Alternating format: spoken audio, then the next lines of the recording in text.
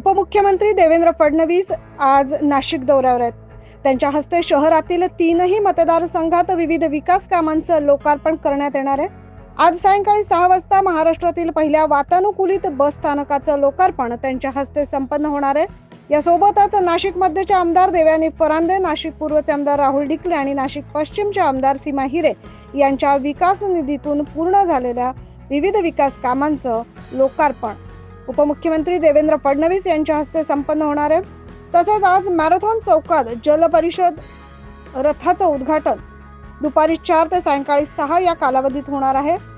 आणि सोबतच आज महाराष्ट्र पोलीस अकॅडमी येथील क्रीडा स्पर्धांचं बक्षीस वितरण समारंभासाठी उपमुख्यमंत्री देवेंद्र फडणवीस उपस्थित राहणार आहे। अशा पद्धतीने भरगच्च अशा कार्यक्रमांनी उपमुख्यमंत्री देवेंद्र फडणवीस यांचा नाशिक दौरा असणार आहे।